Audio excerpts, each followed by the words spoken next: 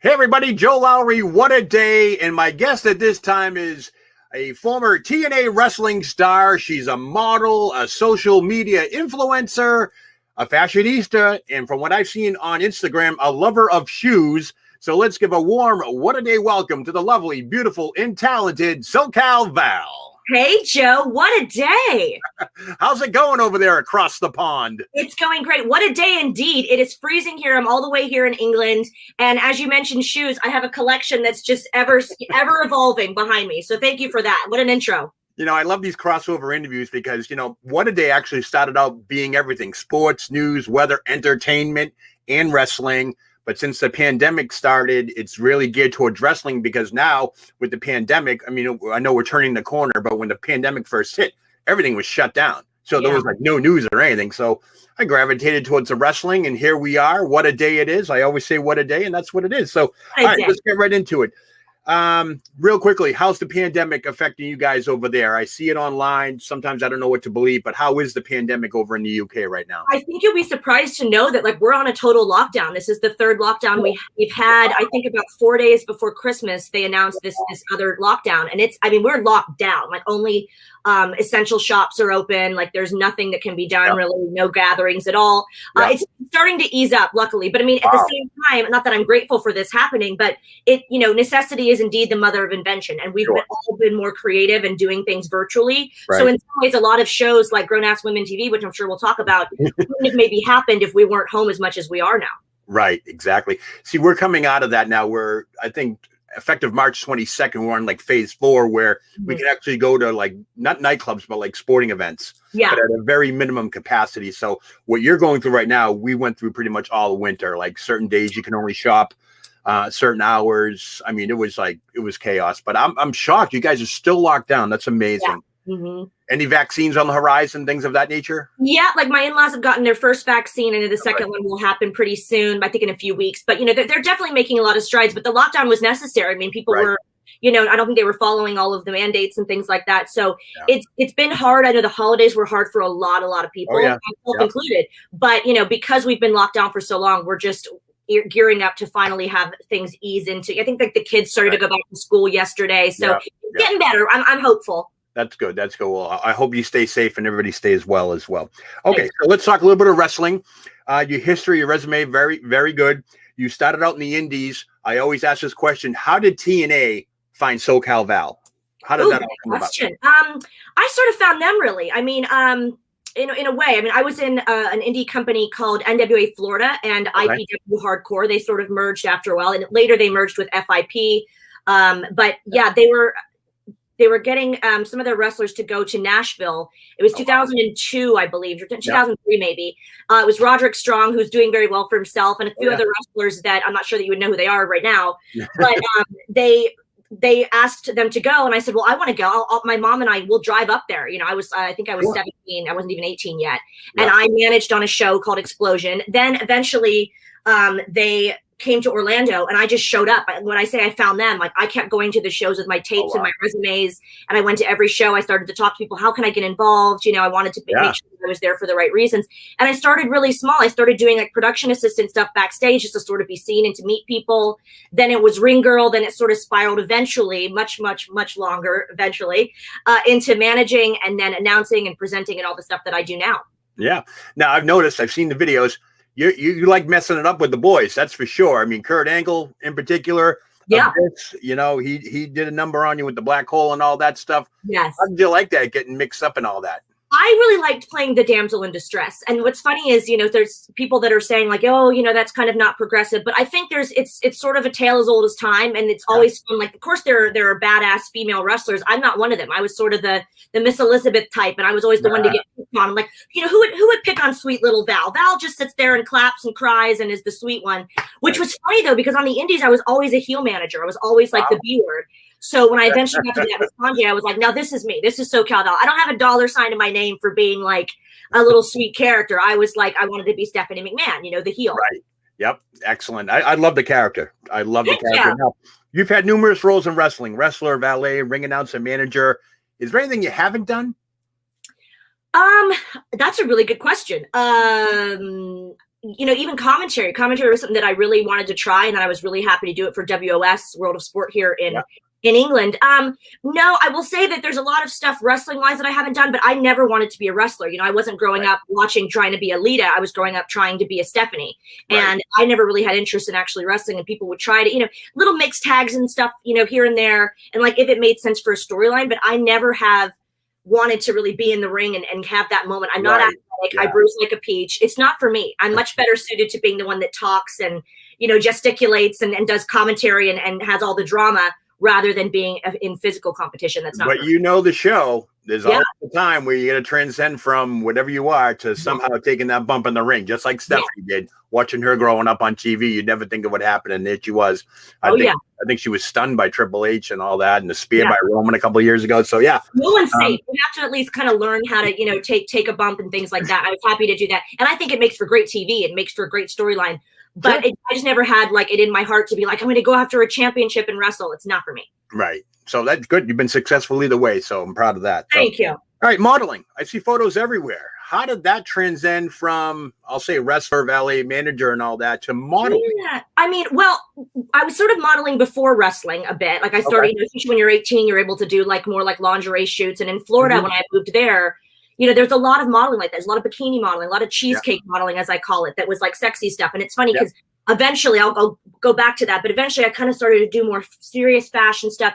But then I remember thinking, this is great, but I love the sexy shoots. I have always loved them. I always loved the divas and Victoria's Secret shoots and things like that. So I really enjoyed it. And then with wrestling, I got a lot more opportunities because, we were doing photo shoots all the time with Impact Wrestling. Then they kind of got us some photo shoots like Muscle and Fitness and things like that. And I just really hustled on my own outside of wrestling to get as many modeling jobs as I could and, add to my portfolio and have some diversity there. Well, you were in that timeline, so to speak. I mean, I've had Maria Kanellis on. I've had Candace Michelle on, and they got that illustrious Playboy offer and all that stuff, like Sable and Rena and everybody else. You turned that down, correct?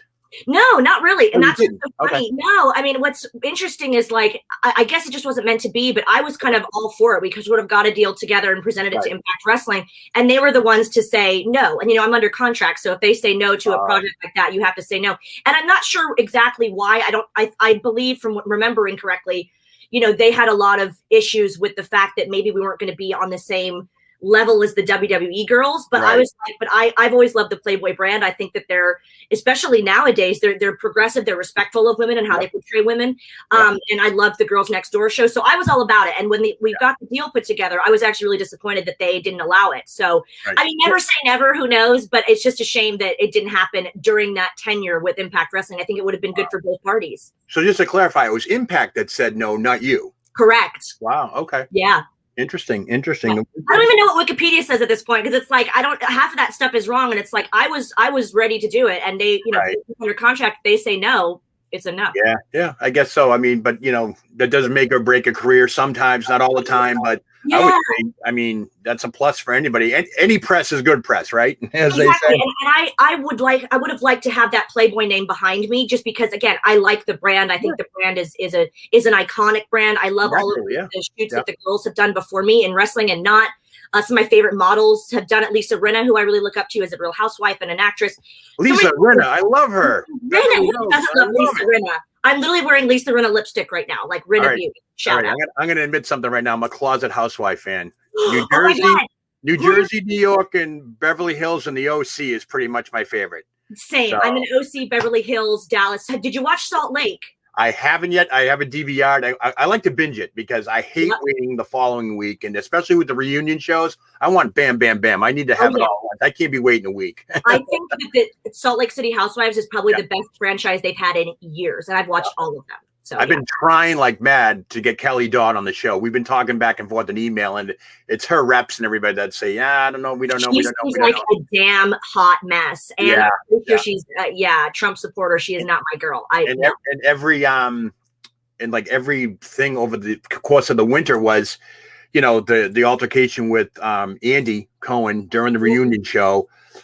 She's been fired again, and she's like, look, I'm not fired. I hear him fired all the time, but she's like the only one of the regulars that are left. I mean, everybody else is gone. They're all gone. And she is somebody who they tried to boycott. I mean, I follow all the Bravo accounts. Everyone, like all the fans like me, tried to boycott watching it because she's just so hated. Like I've hated a lot of housewives. Kelly Ben Simone, New York, probably my most hated. This Kelly is on another level of just nasty. I would call her nasty. Wow. All right. Moving on. That could be a whole show. What a day with the housewife. What a day. There you go. What a day. What a housewife. Oh my goodness. Yeah. Modeling, right, real quick back. Any other magazines, Cosmo, things like that? Have you been involved with any shoots like that? I mean, would you want to be involved? Very big one. Yeah, I mean, sure. I love all of the, I'm a big glossy magazine kind of a fan. There's one called Grazia that's here in the UK that I absolutely love. I'd love to do more fashion forward shoots because as much as I love like I said, the cheesecake modeling, everyone's kind of seeing me in lingerie, bikinis, sexy stuff. And that's fun. I think it'd be fun to do maybe like a shoot with like a different era, like a mod 60s shoot. Love that stuff. Or Victorian shoot. Did a steampunk shoot one time. I like to sort of do different themes from different eras. So something like that. That's probably why I like Lacey Evans. She's got that 1950s vibe where, those strong woman thing and, the way she dresses and her character and all that. I love them. I love that stuff. So, and no one else is really doing it, which is cool. What about acting? And anything on the horizon with that? Have you done any acting? I actually have a film coming out that I did a voiceover for here in London. That it's not out yet, so we can't really discuss it yet. But there are, opportunities like that, especially being here in London. I sort of try to do more presenting work. I kind of want to be known more as a presenter. But acting, I've done a few short films before, and it's always been something that I think I'm good at, and that I think I would have more and more of a passion for the more I did it. But presenting would be first and foremost. Acting probably second. Modeling second or third. Yeah. Awesome. All right. Well, here at What a Day, we like to get to know our guests in a more creative and unique way. So don't get scared. I'm going to ask you a few short questions. You tell me the first thing that pops into your head. Okay. Kind of like a word association thing. So, are you ready? I am ready. All right. SoCal Val, here we go. What is your favorite food? Pasta. Favorite color? Pink. Oh, nice. Oh, I'm glad I matched that. Awesome. Besides the occupations you have previously done, if you had the day off to do one thing or be one thing, what would it be? Paleontologist. All right. Most embarrassing moment? Oh my God, which one? I fell down a flight of stairs at my third ever wrestling show in front of Christopher Daniels and some very Jerry Lynn and some very high-end wrestlers, and it was horrifying. I was fine. I didn't get hurt. It was like really trying to impress everyone at my third show, and oops. Yep, that's usually the case. Coke or Pepsi? Oh, Coke. Really? Okay. What's the one thing that nobody knows about you that you want everyone to know about you? I love art history. No one ever. It's always surprising to people. I love art history. When I was going to say paleontologist or art historian, like I watched some of the longest, most boring to some people documentaries about art history in the Baroque period and Impressionism. That's pretty cool. Top or bottom? Oh wait, I'm talking about cheese on a hamburger. Cheese on a hamburger. It has to be on the top, I think. Okay. Some people put them on both sides, believe it or not. Ooh, double cheese. There you go. Sneakers, shoes, or barefoot? Oh, shoes. Always a high heel. Okay. This is kind of like a pandemic-related question. What is the longest you've gone without showering? Oh, God. 5 days, maybe? Wow. Okay. That's weird. I'm trying to think why. I mean, I went to Iraq, and that was pretty hard to kind of find. We were not in the friggin' Holiday Inn, Right. So running water, right? I get it. Yep. I'm a Navy guy, so I know what it's like overseas. So, marshmallow peeps. You know those marshmallow peeps you get at Easter time? Do you eat them or give them away? Give them away. Not a really? fan. Nobody likes the consistency with like the sandy sugar and like the no. All right, last question. How many donuts can SoCal Val eat in one day? 12. Really? I know. Okay.